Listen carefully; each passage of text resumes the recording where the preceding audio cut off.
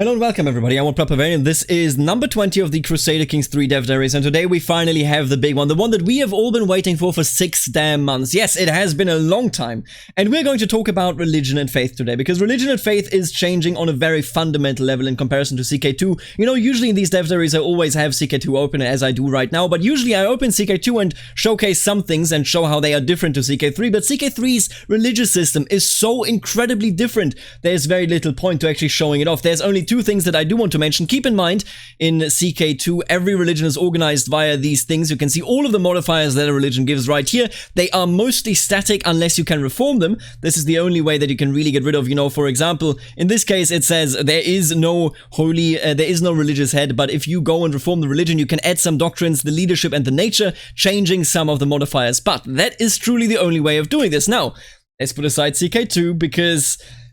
and I want you to sit down because otherwise you're gonna fall over. We're going to talk about just how damn dynamic CK3 religions are. I have always been skeptical when it comes to religions because there's so much to do wrong. There is so much to lead into a worse way, but my god, I think they've actually done it. So let's jump straight in. What we have right here is a system that has been rebuilt from the ground up, of course, and religion has been changed so much that it is now defined by 4 main things. The sins and virtues. Each religion starts with 3 by default, but you can add and take away certain sins and virtues if you have the proper doctrines, but let's talk about that in a second. Then we have the religion families, of course, Abrahamic, Oriental, and Pagan. So this is Islam, this is Christianity and Judaism. Then we have Oriental, everything essentially roughly around India, I would argue. Maybe even Manichaeanism, which is of course not India, but we'll see about that. We don't know the specifics yet. And then we have Pagan. So Pagan, of course, everything that in CK2 was unreformed, except even way more. You're gonna see why. There's a map in this particular dev diary that is absolutely insane. I'm excited to show that once we get to the end of this dev diary. Well, the standard religious doctrines are for its faith, so we're going to talk about doctrines in a second, and then tenets are available to its faith. So let's explain how exactly it works. There are 3 religious families, for example, Abrahamic. Abrahamic then has these different religions in it, which is Christianity, Islam, and of course Judaism, and these different religions split open into faiths. That is exactly how this is separated, and these faiths, for example, are of course Catholicism, Orthodoxy, Coptic, Nestorianism, Apostolic, and you can see there's a lot to scroll, but more on that in a second. And all of these splits that I just explained for Abrahamic and Christianity in particular are also present in all of the other religious families and all of the other religions, meaning we have a boatload of different faiths that are fairly close to one another but still separate. And as you can see, the screen is actually quite interesting. We can't properly read it yet because we don't know how fervor works, but I would suggest that fervor is a reworked mechanic of moral authority that describes how effective and how willing we are to go out of our way to convert others, to fight heresy, to, take our holy sites, all that sort of stuff. For example, Catholicism is a very timid beast. 620 counties follow this faith, which usually would mean a huge moral authority, but in this case, the fervor is actually lower than the fervor in Coptic and Nestorianism as well as Apostolic, even Orthodoxy, I suppose, but I think essentially the bigger you get, the more timid, the more slow your faith gets, and the more, the slower your faith is, essentially the less they are motivated to go on and fight heresies that are on the other side of the world. Meaning Apostolic, all those people that actually believe in the Apostolic faith, they say to themselves, we have to convert people, which is why they have a higher fervor than Catholicism. So this is quite interesting. These are all part of the same religion, and because of that, also part of the same religious family. Faiths belong to religion. Religions belong to religion family, as I just explained. And the closer these faiths are, for example, if they are in the same religion, the lower is the faith hostility. For example, of course, a Catholic will be less hostile to an Orthodox than he will be to a Sunni Muslim. Anatomy of faith. Let's talk about this, okay? If a character believes in the faith, what does that mean for them? It will be differentiated from other faiths by its tenets, doctrines, and holy sites. Let's jump right into the tenets. Tenets, as I showed it off early, may remind you very much of the religious Reformation doctrines, except they are all present now. Instead of just being a list of modifiers for any religion, you can see these tenets now as the core, the very core of whatever religion you are adhering to. Tenets are mechanical representations of the most important rites, rituals, and traditions of a faith. Every faith has exactly 3, picked from a total of around 50 different tenets. 50 of them. And you can mod in an infinite amount. This means the world, both for vanilla gameplay and religious variety, and variety in how everything works out if you were to, for example, change a faith, if you were to create a heresy, and we know there are custom heresies. This variety is insane in comparison to what we have in CK2. You can see for Catholicism, of course, the screen again tells us about the fervor, then it tells us it is a Christian faith, so part of the Christian religion, and with that part of the Abrahamic religion family. And then down here we see armed pilgrimages, which I assume has to do with the holy orders, for example, which I assume has to do with the Crusades. Then communion, which essentially says, hey, the Pope can excommunicate you and you can pay indulgences.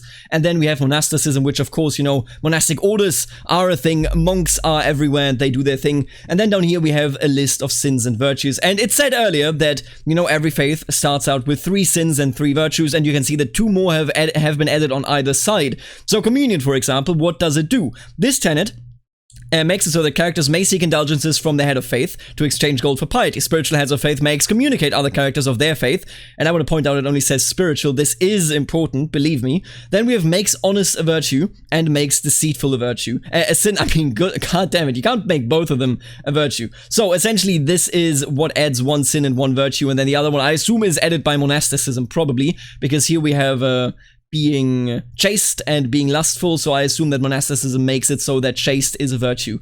What they now show off is an alternative tenet, a tenet that has never been applied as far as I know in any religion, but would be interesting to roleplay around, and I already found the roleplay way. Hear me out here once we get there. When I read this tenet first, I thought to myself, this sounds so unrealistic. Nobody would have ever believed it. How can you justify this? And then I was like, you know what, I can justify it. Now let's go on. While every faith inherits 3 sins and virtues from its parent religion, tenets can add, modify, or remove those. While some tenets are unique to a single faith, others are shared among multiple faiths. For example, both Catholicism and Orthodoxy have the communion tenet. However, it is important to note that no 2 faiths have the exact same combination of tenets. And down here we have sacred lies. Adherents earn piety for successfully completing intrigue schemes. Adherents are more willing to become agents in the schemes of other characters, and it makes deceitful a virtue and honest a sin. It is practically the reverse of communion. And I love this, because this at first looks nonsensical. You're like, which religion would ever utilize this? And then I thought to myself, if I was a Germanic pagan, an Asatru pagan, I should say, and I'm in a position where I could essentially establish a new church, I could reform the faith, is what we would call it in CK2. Now in CK3, I would establish a church, I would establish a new doctrine and maybe a new holy book, that sort of stuff. What if my personal god, my personal main god of the pantheon of the Norse faith, of the Asatru faith, is Loki? What if I say Loki the trickster shows us how it is done, and we shall follow in his example, because this is what keeps us strong. This is what keeps us in a position of power. What if you go with the trickster Norse instead of with the classic raiding and pillaging kind of Norse? I think there is a certain amount of justification that I can make for this, and I am super excited to implement one of these things. I was downtrodden when they said, oh, there will be no truly supernatural things in CK3 at launch because we want to keep it real. But I gotta tell you, if you can keep it real and at the same time implement stuff like this, I am all for it. This will be fun. Now, let's move on from the tenets to the doctrines. They are essentially lesser tenets. You can see here, they are the main tenets, or the main doctrines, sorry, they are lesser tenets, and let's talk about the doctrines here. They are the main doctrines, then there are categories, marriage doctrines, crime doctrines, and clergy doctrines, as well as this special doctrine, teachings of Jesus. I don't actually know what that means, but, we'd have to, I guess, ask one of the developers or play the game ourselves. Sadly, have not had the pleasure. Now, let's talk about main doctrines. You can very easily tell, there's a long text here, actually marked a lot of things, but we can explain this with the image instead of the text. So, essentially the main doctrines of the Catholic faith. It is a male-dominated faith. It is righteous, meaning they will throw the book at people that are heretics. They will throw the book at people that are of a different religion. And of course, they will throw the book at people that are not adhering to some of these tenets, some of these doctrines down here. Then they are organized in a theocratic way, meaning there is a pope. And ecumenism means that they try to cooperate with all other religious faiths of the same religion, so meaning they like everyone that is in the Christian group. Then down here we have the marriage doctrines. This one says only one partner. This one says bastards can be legitimized. This one is of course about the divorce, and it is allowed, but it has to be approved by the theocratic head. And then consanguinity says it is allowed to marry an uncle to a niece and a nephew to an aunt. Then we have the crime doctrines. where there are different stages to committing a crime, meaning not everything that you do that may be against, the doctrines of the faith, against the idea of the Catholic faith, not everything will make you a criminal, but many things will just make you shunned. For example, same-sex relationships are not criminal, but they are shunned. Then female adultery is criminal, while male adultery is merely shunned. There is, of course, a bit of a double standard there. Then kinslaying, close kin is criminal, so, of course, killing anyone is criminal, but in the eyes of God, killing a close kin is even worse, considerably worse, in fact. Then we have deviancy, which is criminal as well, so if you have, well, And then witchcraft, also criminal. Down here we have the clergy doctrines. Clerical function is control. I assume that this means that the church, is supposed to be in power, although I'm not entirely sure, actually, how that is meant, because, control doesn't really tell us that much. Then clerical gender, only men. Clerical marriage, disallowed, because this is, of course, celibacy. And then clerical appointments, spiritual and for life. Now, what is teachings of Jesus? We have no idea, but what we do know is that this man is very happy. Let's take a look at this. Is very happy about his beautiful, beautiful crown. Look at this. Look at this smug face. Pope Alexander II is the head of the faith. He's, of course, a spiritual head of the faith, meaning that he is not a temporal, he is not, a worldly leader. He is merely spiritual, and he is the head of the papacy. Now, all of this is essentially explained in here. We don't really need to worry about that too much. You can change things here. These are all changeable. These are all so flexible. And everything here, yes, everything here when it comes to these, what they do, what they are, and how many there are, all of those are moddable. Isn't that absolutely insane? It's crazy to me just what kind of step up thing we have made from this list of unchangeable modifiers over centuries, over 500 years. You could have the same doctrines. In CK3, that will no longer be the case. You will have different doctrines whenever it is suitable. Whenever the faith and its adherents change, you can also change the faith. And alternatively, of course, you can create a bit of a heresy. Now, that aside, we can skip over all of this and immediately move on to the holy sites. Let's talk about this. Controlling holy sites will give a bonus to all characters of that faith. We have, of course, holy sites in CK2, but they just give moral authority, which is good. Moral authority, don't get me wrong, is great, but this one is way better. So this is the list of the holy sites of the Orthodoxy, and these are, of course, the 5 seeds of the Pentarchy, so Jerusalem, Constantinople, Rome, Alexandria, and Antioch, and whichever ones you hold get activated, and when they get activated, they give you and or everyone a bonus. So, for example, if you were to hold Jerusalem and he is clearly not holding it, because this one is red, it's like this is... You're not holding any of those. You can see here by whom it is held, and this is held by the Catholics, by the Muslims, and then, of course, by you here and by you here. So... all Orthodox, monthly piety plus 20%, and you, whoever holds it, county conversion speed plus 20% for Jerusalem. That is a huge bonus, and I assume that it makes it so that if you are a Crusader state, you get similar bonuses, and you would possibly be able to convert a Crusader state much quicker than if you weren't in control of Jerusalem. Now, Constantinople, all Orthodox direct vassals, opinion plus 5. Rome, all Orthodox monthly piety plus 10%. Then all Orthodox learning plus 1 from Alexandria. And Antioch, all Orthodox monthly piety plus 10%. Holy sites just got a whole lot more interesting. It's no longer just about maintaining moral authority and having to watch it. It is all about, hey, do I need these modifiers? Do I want these modifiers? Am I competing with a different religion over these modifiers? I am very excited for this, because this will, of course, also be moddable. We can change the effect of it all. I love it. Now, speaking of Moddability, what we have right here is a very easy definition. It reminds me very much, it's very reminiscent of CK2 in its basis. You can see the religious head, then the holy sites, of course. But here we have the doctrines. All of these can be changed. You can add new doctrines. You can add new tenets. You can...